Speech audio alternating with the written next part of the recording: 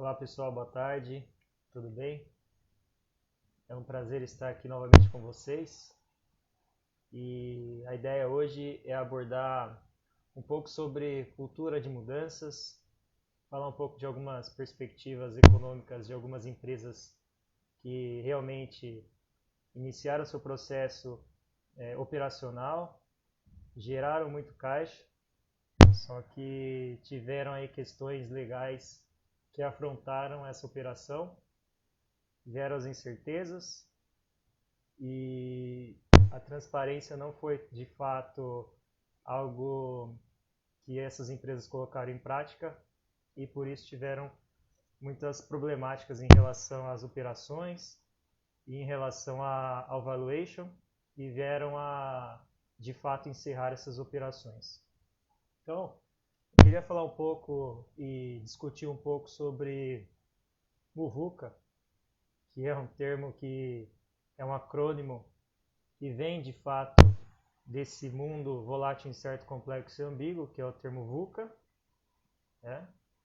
Que foi fundado pelo exército americano na década de 90 e que hoje muitas corporações discutem sobre isso, muitas pessoas, muitos palestrantes fomentam essa temática.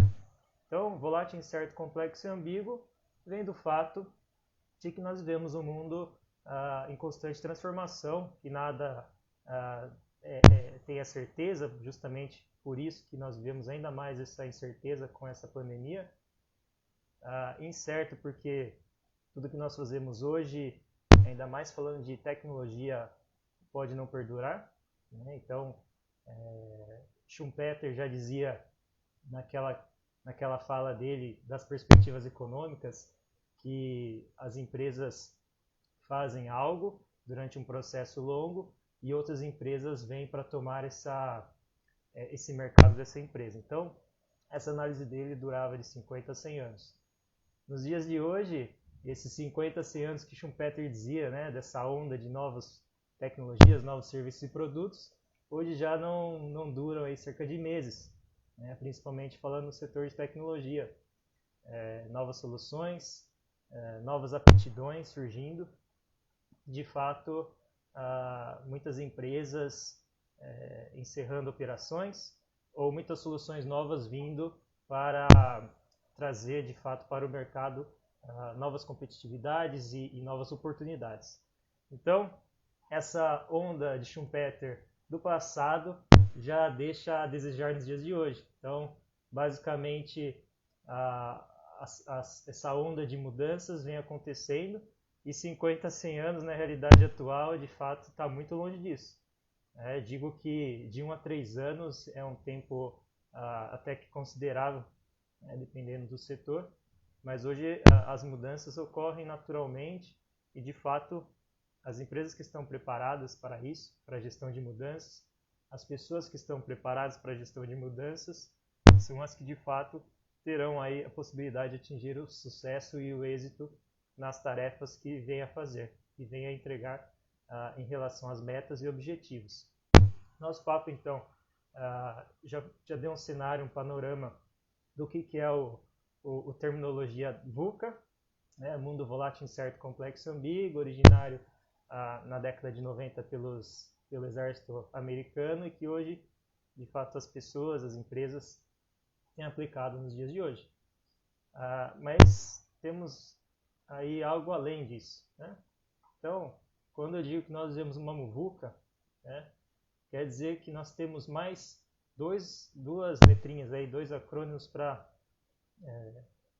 duas letras para completar esse acrônimo, que é o meaningfulness ou meaningful, que é o mundo com propósito, com significado. Então, quando empresas vendem um produto ou um serviço, hoje elas tentam tocar além disso, né? Elas tentam vender uma essência, tentam ir além do produto ou serviço. No caso, por exemplo, da Coca-Cola, que a leitura do branding dela, quando ela faz alguma ação de marketing, a palavra-chave que a Coca-Cola deixa é felicidade.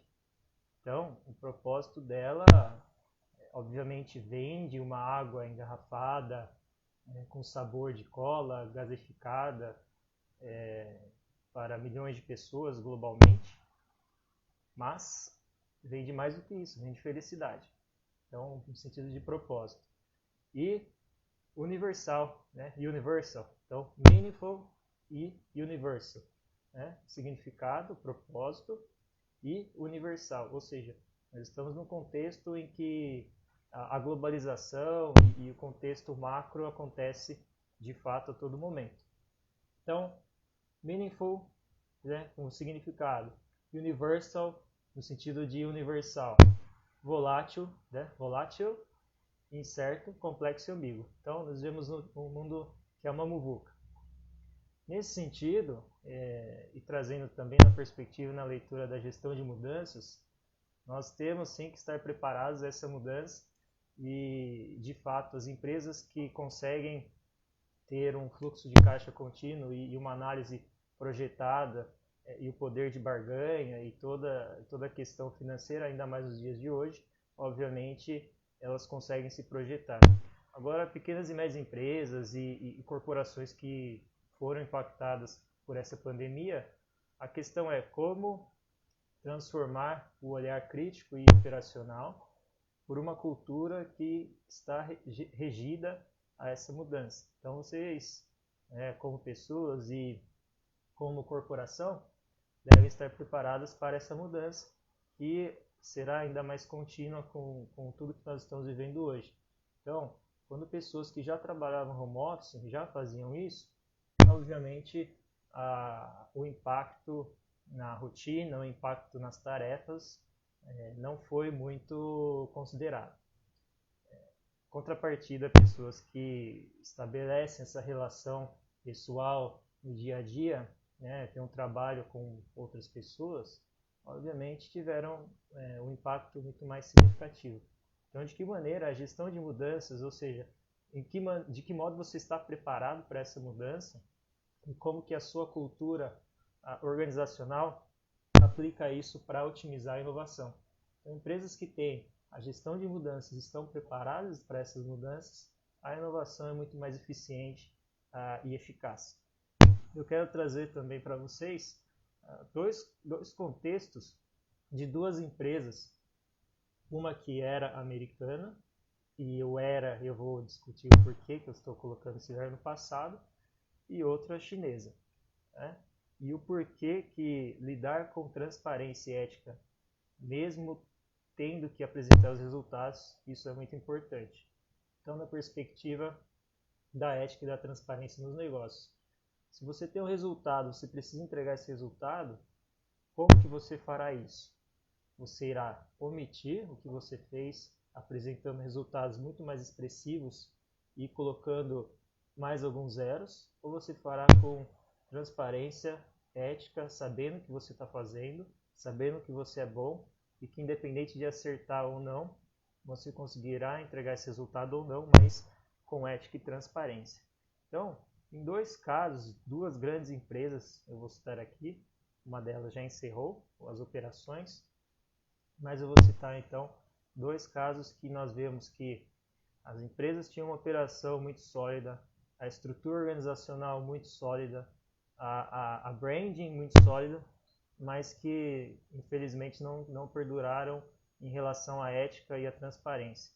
Uma delas é a Theranos. Theranos foi fundada aí pela Elizabeth Holmes e ela basicamente, os jornais, Forbes e outros meios de comunicação até elegeram ela como a próxima Steve Jobs.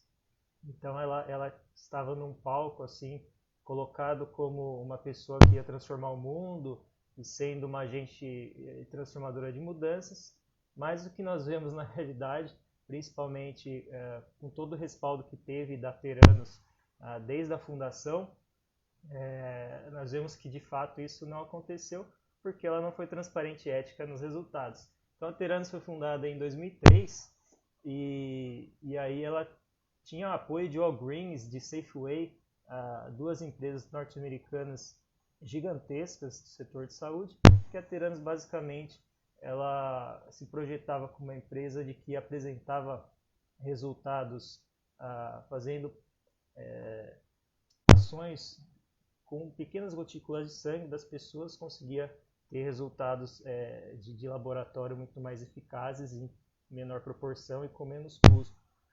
Mas quando eles analisaram e chegaram a questionar em relação à tecnologia da Edison, que era a maquininha que a Theranos usava para fazer esses diagnósticos sanguíneos, eles não abriam a tecnologia até para os apoiadores, até para os investidores. Eles começaram a questionar, por que será que a empresa com uma base sólida, com investimentos gigantescos, o valuation da Theranos chegou a 9 bilhões de dólares, com Elizabeth Holmes sendo colocada num patamar de ser a próxima Steve Jobs. Como que eles não abriam a tecnologia para falar, poxa, isso de fato é significativo para o mundo, isso de fato faz uma mudança para a sociedade e de fato a operação e a tecnologia funcionam. Então, foram se questionado muito tempo, muito isso, e aí em 2014, para vocês terem ideia, a Theranos atingiu o pico de valuation em 9 bilhões, só que em toda essa questão de tecnologia e não abrir essa documentação e essa tecnologia para apoiadores, parceiros, investidores, em 2016 foi o ápice da operação e, de fato, de 9 bilhões, que era o que eles projetavam valer, em 2016 a empresa aí chegou a ter uma valuation de 800 milhões. Então vejam, de 9 bilhões para 800 milhões, a projeção de margem que eles colocavam de valuation era muito mais expressiva. Ou seja, é muito fácil para uma empresa desse tamanho, desse porte, no sentido fiscal e no sentido de como a empresa e como a branding delas estava naquele momento, de se respaldar em números que não eram verdadeiros. Então, tem até um documentário sobre a Theranos e sobre a Elizabeth Holmes no HBO, que chama-se, deixa eu fazer a colinha aqui, The Inventor, Out of Blood, que conta de fato como que a empresa chegou ao ápice, como que Elizabeth Holmes atingiu esse sucesso, sendo cogitada como a próxima Steve Jobs, e de fato em 2016 atingindo uma perda significativa do valuation, que de fato não existia, aquele tamanho, aquela proporção de valuation, e consequentemente um ano depois ela sendo presa por todas essas fraudes e tudo que ela projetava que era e não era de fato, mexendo com a vida de pessoas, né? E tudo que a operação da Theranos impactou. Então temos esse cenário americano, né, de uma empresa que foi dada como uma gigantesca e uma próxima empresa revolucionar a saúde no mundo, e de fato, por uma operação e por um olhar inequívoco dos fundadores e do próprio board executivo, tiveram essa história que não chegou-se a uma história de sucesso e não atingiram o próximo passo. Então a empresa até encerrou as operações, membros do board executivo foram presos, inclusive a Elizabeth Holmes. Então vocês veem que de fato é muito importante ter uma cultura gerada, né, nessa transparência, nessa ética, para que as pessoas de fato apresentem o que estão falando e que a tecnologia, que as operações, os processos da empresa apresentem isso. Contrapartida, vamos agora dos Estados Unidos para a China. Na China, atualmente, cerca de 2 anos atrás, em 2017, outubro de 2017, foi fundada uma empresa chamada Luckin Coffee. E a história é muito interessante, mas eu não vou me basear na história do fundador, que teve uma história de também ter sido preso e depois saído da prisão e fundado a Luckin Coffee. Mas o que eu quero colocar aqui em pauta é em relação também ao valuation, também às operações. Para vocês terem ideia, a Luckin Coffee ela, ela é basicamente um novo Starbucks da China, né? As operações das empresas chinesas, das indústrias chinesas, têm um outro olhar de operação, têm uma outra perspectiva de a, como que oferecem produtos e serviços para os residentes do país, né? Tem um mercado gigantesco a ser explorado, as próprias proteções governamentais em relação à operação das empresas locais. Então, o modelo chinês é um modelo totalmente diferente do restante do mundo. Mas vamos pautar em relação a tempo de operação e também como que a transparência e a ética não foram feitas da maneira adequada na Luckin Coffee. Então, a Luckin Coffee é basicamente são lojas de café que servem cafés de maneiras diferenciadas. Em 2 anos, eles fizeram a abertura do IPO e em 2 anos, basicamente, de 2017 a 2019, né, até o ano passado, atingiram aí um valuation que passou dos 2 bilhões de dólares, né, com esse IPO. Mas olha o que é interessante, eu vou puxar uns dados aqui, né, do mercado chinês de consumo de café e como que eles estão incorporando isso no contexto de como as pessoas consomem esse produto. Então, para quem já foi para a China, para quem entende do consumo de produtos chineses, basicamente a China é um mercado consumidor de chá, né? Tem várias plantações de chá na Ásia e eles consomem muito chá verde, muito chá preto e outros tipos de chás. E aí então, poxa, lattes e expressos e café num país que tem como principal forma de bebida e cultura o consumo de chás, né? Então eles basicamente revolucionaram a maneira de consumo dessas pessoas e trouxeram basicamente a questão do Starbucks também, da experiência. Então, lojas com um conceito diferente, utilização de tecnologia e todo um sistema diferenciado. Então, para vocês terem ideia, o chinês, em copos de café por ano, o chinês basicamente ele consome aí cerca de 6,2 copos de cafés por ano por pessoa. Numa perspectiva de um país mais próximo, né, numa área mais próxima à China, que é Taiwan, Taiwan consome cerca de 209 copos de cafés por pessoa. Mas olha que interessante, então, 6,2 copos de café por pessoa para 209, basicamente, aproximadamente, copos de café por pessoa em Taiwan, que é basicamente uma área muito próxima da China, de consumo similar, né, ao chinês. E vamos trazer uma perspectiva europeia, então, né, um país que majoritariamente consome cerveja, que é o caso da Alemanha. A Alemanha consome 867, aproximadamente, 867 copos de café por pessoa.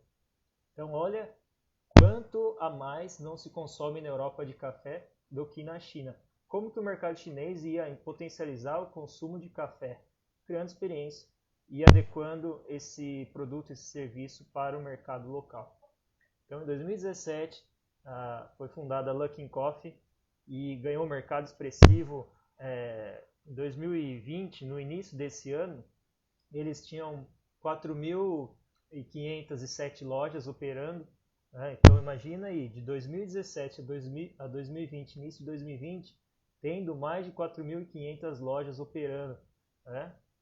Como que essa empresa iria atingir um valor, abrindo o mercado na IPO, na Nasdaq, e atingindo no seu price, no seu valuation, mais de 2 bilhões de dólares. Como eu disse, assim, eu ia fazer um contraponto com a Teranos, que também não foi transparente e ético nos reports financeiros. No início desse mês, em abril, foi feito pesquisas com todos os DREs, com todo o balanço patrimonial da Luckin Coffee, todos os resultados financeiros, e foi questionado em relação aos recursos que eles projetaram e do que eles apresentaram e as informações que eles apresentaram. E atualmente, qual que é o contexto da Luckin Coffee? Eles perderam significativamente o valor das ações na Nasdaq, e eles estão, né, em processos judiciários aí para que de fato apresentem a verdade, porque o CFO deles, o Chief Financial Officer, ou seja, a pessoa que lida com as finanças, fraudou diversos números, projetou aí valores expressivos muito a mais do que a realidade que era proposta pela empresa. Para vocês terem ideia, aí cerca de 300 milhões de dólares foram colocados num report financeiro a mais do que o projetado, que realmente foi feito, e idealizado e apresentado. Então, isso indica de que, de fato, para você atingir resultados e para você ser muito objetivo, eu acho que, obviamente, para todos nós tem que ser ético e transparente, mas tem corporações que fazem de tudo para conseguir resultados. Mas quando a verdade vem, aí não tem jeito. Aí, quando a verdade vem, as pessoas que estão na liderança, as pessoas que fizeram acontecer isso, terão o resultado, que é, obviamente, ou a prisão ou a perca de algum bem. O que aconteceu com a Elizabeth Holmes, que foi presa? O que está acontecendo com a Luckin Coffee, que está perdendo o valor de mercado significativamente a cada dia? E o valor projetado deles de ganhos de produção muito maior, muito mais elevado do que realmente é. Então vejam que desde o processo de mundo volátil, incerto, complexo e ambíguo, gestão da mudança, como que nós estamos preparados para essa mudança e como que as operações de uma empresa para esse tipo de mudança, focada em resultados, mas sendo transparente e ético, não apenas apresentando resultados com zeros a mais, que na verdade não é essa a realidade da empresa, se de fato não for, isso pode trazer grandes consequências, né? Seja no caso da Teranos, como exemplo americano, seja no caso da Luckin Coffee, como exemplo chinês. Focando na China, nós temos uma outra empresa que de fato está atingindo valores significativos, está no mercado que é o mercado consumidor do principal produto, que é o chá, e o Pobá, né? Para quem já consumiu o Pobá, são bolinhas de tapioca, bolinhas que explodem na boca, depende do insumo que eles utilizam, mas geralmente vem com algum chá saborizado. E lá na China tem uma empresa chamada Heytea.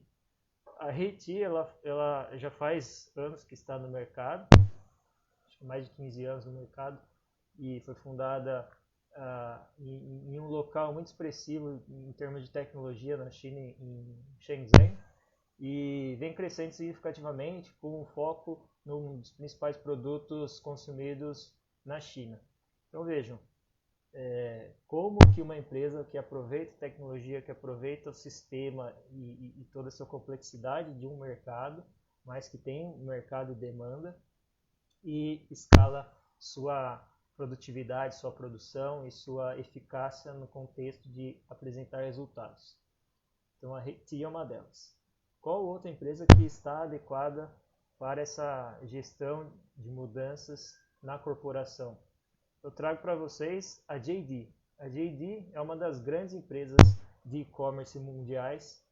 Ela tem a principal concorrente, o Alibaba, mas não deixa a desejar, né? Tem um canal, uma plataforma de distribuição significativa, dependendo da localização, ultrapassa o poder do Alibaba e de outras corporações, que são a BAT, no caso da China, BATX, no caso da China, que é Baidu, Alibaba, Tencent e Xiaomi, né, as grandes empresas que atingem resultados expressivos e exponenciais a cada dia utilizando tecnologia. Mas a JD ela vem por fora. Para quem já comprou a DJI, o drone é um dos melhores drones do mundo, uma tecnologia absurda, é fabricada pela DJI, que também é chinesa.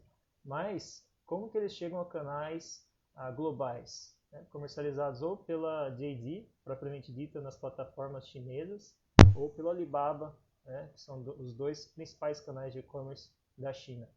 Então, a JD está muito preparada para o contexto porque as empresas de tecnologia hoje em dia, assim como algumas empresas que também comercializam e produzem commodities, já identificaram que não é porque você faz aquilo que você tem que continuar fazendo, né? Até com esse mundo que nós vivemos, que é o mundo muvuca, você tem que estar apto a mudanças contínuas e até o seu propósito. Então hoje o foco não é produzir e vender um insumo, ou produto, ou serviço da base inicial para a base final, né? O output e o input. E sim um sistema, uma plataforma, um estilo de vida, um contexto muito maior, muito mais sistêmico do que é de fato produzir e comercializar.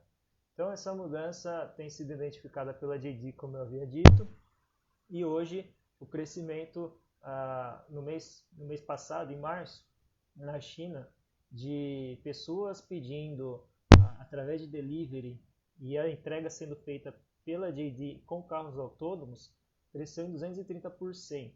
Então vejam, uma empresa que já estava preparada para esse contexto, né, já estava investindo em novas tecnologias como carro autônomo e já tem tido uma crescente no contexto de demanda. Então, a oferta, de fato, algumas empresas estão preparadas, muitas outras não. No contexto de América Latina, nós temos aqui a RAP já também testando entregas por carros autônomos.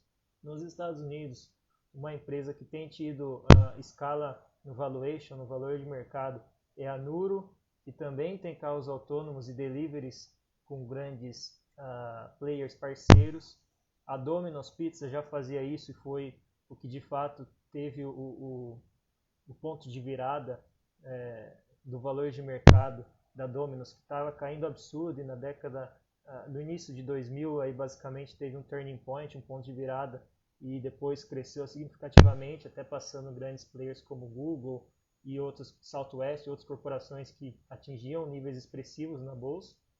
Então vejam que olhar para o futuro, mas estar preparado para essas mudanças são passos e são importantes passos para trazer soluções para o mercado, para ter aí esse aumento significativo nessa proposta e nesse propósito da empresa. Só que se você não tiver esse respaldo do seu propósito, do seu core business, de fato hoje esse core business já está sendo mudado, essa terminologia, né? Eu acho que hoje é flexibility business, ou seja, em vez de core, de um contexto mais forte, mais fixo, ser flexível e adaptável a esse cenário de grandes mudanças.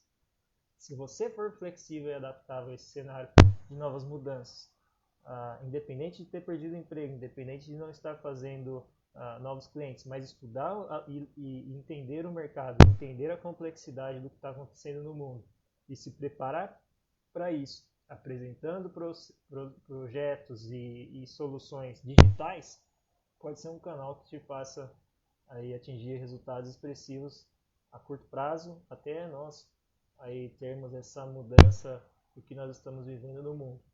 Em termos de grandes empresas, então se olharmos o cenário de grandes empresas, nós teremos essas empresas que já estão digitalizadas em um processo mais tecnológico e sabendo otimizar esses processos, atingindo escala, atingindo uma demanda que está alterando a maneira de consumir produtos e serviços e está optando mais por serviço delivery, está optando mais por conforto e comodidade, o que já havia sido optado anteriormente pelo próprio modelo de consumo, o e-commerce na China, com as pessoas já consumindo em contextos digitais. No Brasil ainda tem que crescer muito esses serviços produzidos e ofertados pelo mercado digital, mas também temos uma grande oportunidade de crescimento.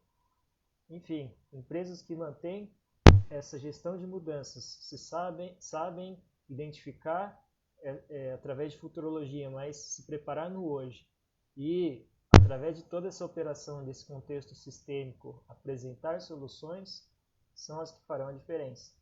Obviamente, não seguindo os passos da Teranos e não seguindo os passos da Luckin Coffee, que de fato, sendo transparente, sendo ético e apresentando resultados da maneira adequada, você fará sucesso, as empresas farão sucesso nesse contexto que é Muvuca. Né? Propósito universal, volátil, incerto, complexo e ambíguo. Muito obrigado, grande abraço e excelente final de semana.